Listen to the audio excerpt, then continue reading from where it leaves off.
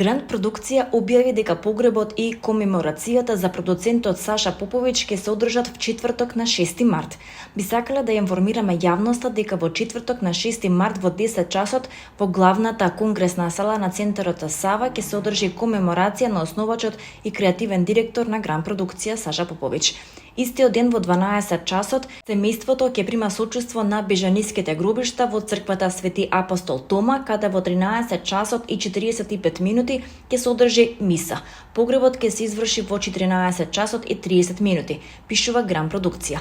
Саша Поповиќ беше еден од најмоќните луѓе во српската естрада. Најмногу е познат преку неговата работа како продуцент, телевизиски водител и поранешен музичар. Почина на 70 годишна возраст по кратко и тешко боледување.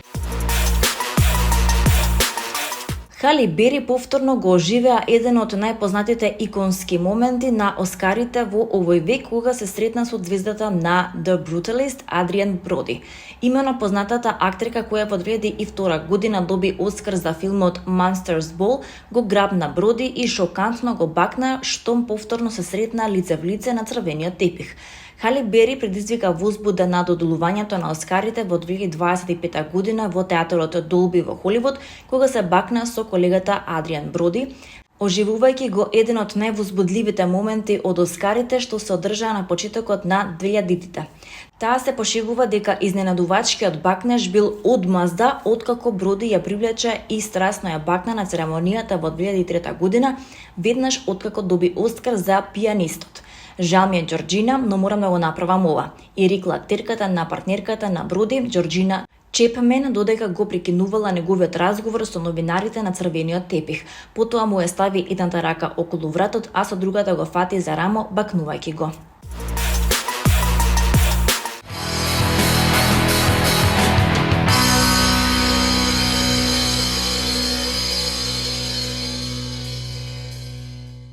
Ана Костовска е родена во Скопје на 4 март 1963 година.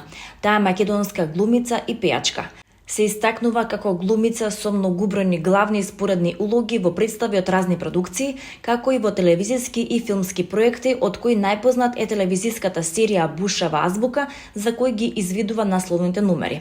Ана Костовска е главниот вокал на култната група од 80-тите Бастион, а соработува со Кирил Џајковски, Милчо Манчевски, Владко Стефановски, Драгиша Солдатовиќ, Лабиш и многу други. Во 1985 година Ана Костовска дипломира на Факултетот за драмски уметности во Скопје, Универзитетот Свети Кирил и Методи во класата на професор Владимир Милчин. Веднаш по дипломирањето се придружува кон групата на режисерот Љубиша Ристич, еден од најзначајните европски режисери во тоа време.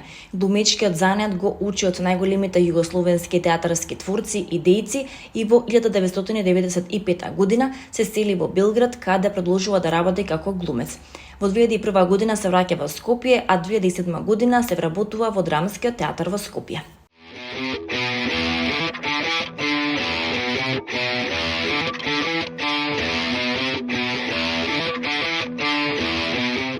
Францускиот институт во Скопје по повод отварањето на месецот на франкофонијата 2025 има чест да ве извести и да ве покани на гала филмска вечер со премиерата на филмот Грофот од Монте Кристо, која ќе се одржи в петок на 7 март 2025 во 19 часот во киносалите.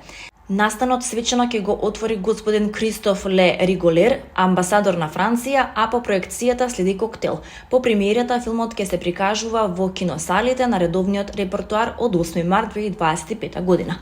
Грофот од Монте Кристо во режија на Матија Делапорт и Александар Дела Пателиер со Пиер Нине, Бастиен Бујон и Анаис Демустие во главните улоги за прв пат беше прикажан на минатогодишното издание на Канскиот фестивал надвор од конкуренција, а има повеќе од 10 милиони продадени билети само во Франција во 2024 година.